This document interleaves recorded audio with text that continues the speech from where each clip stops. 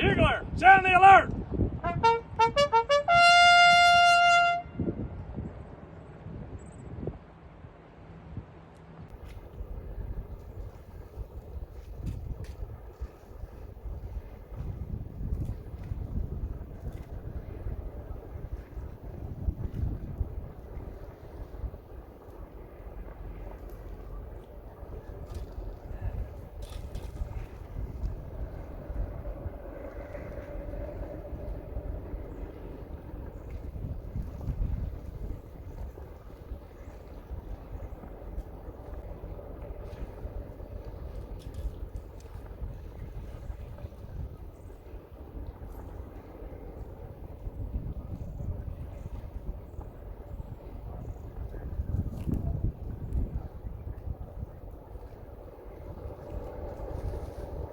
Bugler, sound the carry on!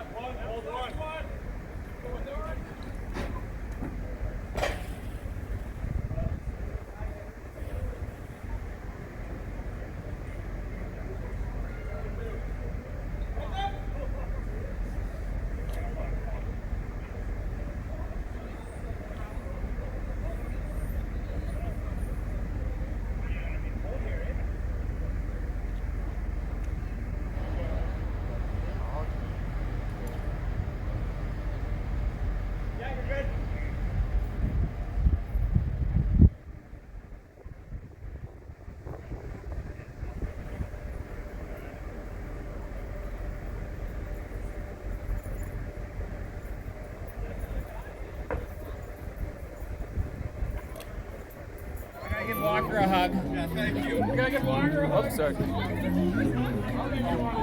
it in. Bring it in, buddy. Yeah, Walker! I got hit my food. Thanks, buddy. We went at the same time. I'll give you one. Oh, that's okay. Hey everybody, welcome to Go Bold. My name is Jody Tariwala and I'm your host. And I am back aboard HMCS Edmonton, and it's the end of April 2023. And you guys might remember that about 2.5 months ago, we visited with Lieutenant Commander Tyler Smith, who is the commanding officer of HMCS Edmonton, just before they left. And Commander, that day was markedly different from today weather-wise. That absolutely was. Yeah, that was a cold, rainy day. I appreciate you braving the weather for us. Well, you're very welcome, and I'm glad that you came back to sunnier weather and more, just a nicer welcome home.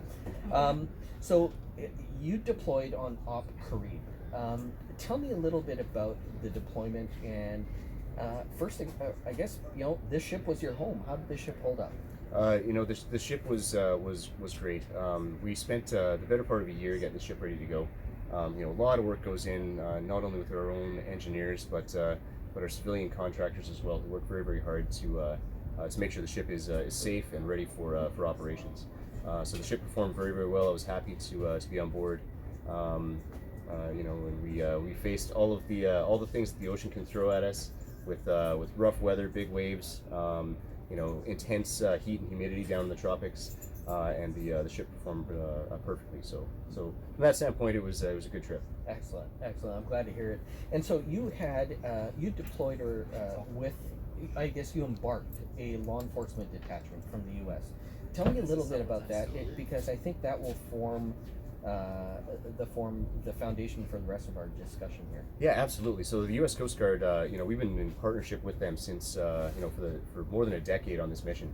And we have built this relationship of trust and interoperability that lets us do these kind of things, complex operations, fast-paced interdictions.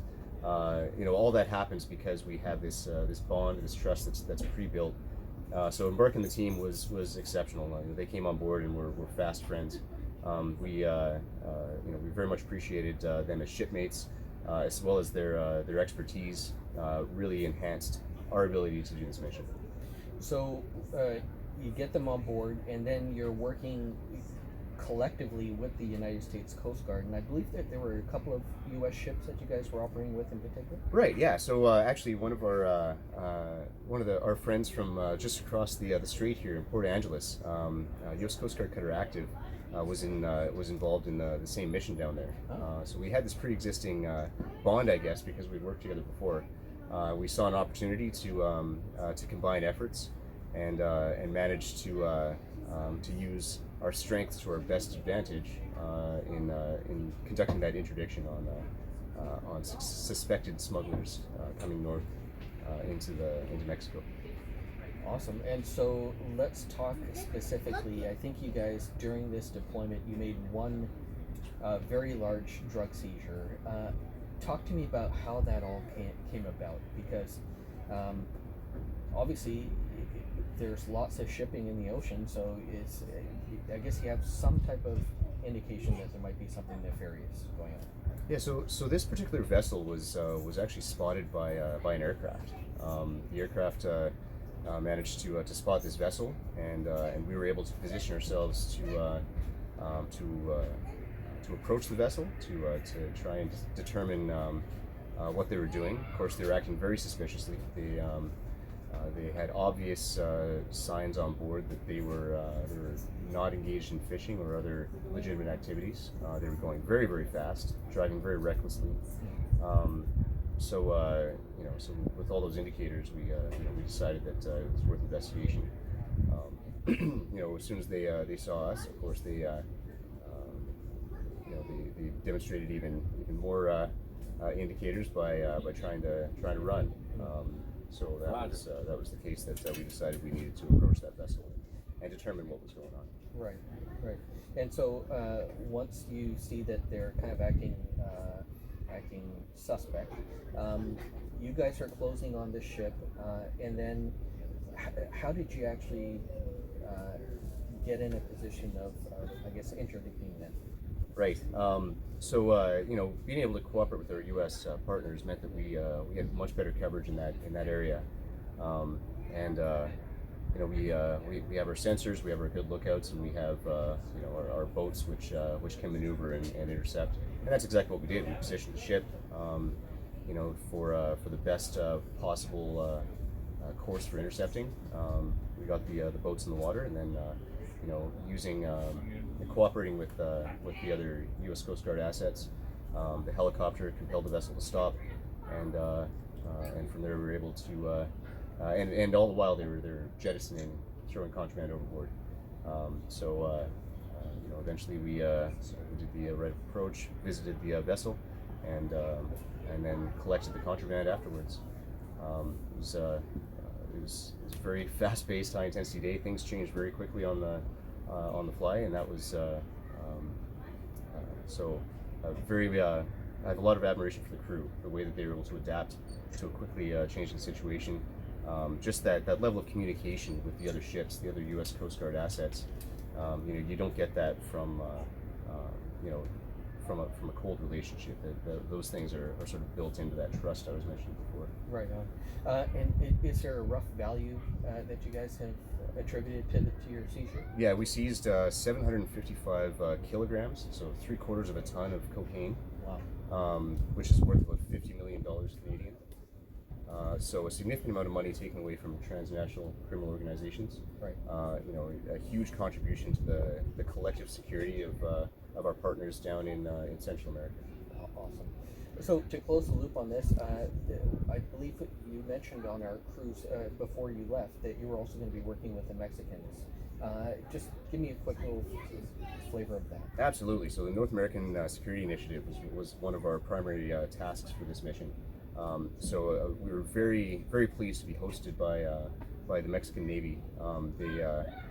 They put on an excellent exercise for us, the U.S. Coast Guard and the U.S. Navy, in which we got to plan out a scenario which included things like intercepting vessels on the seas, included medical evacuation drills, and things of that nature. And the Mexicans were just exceptionally professional.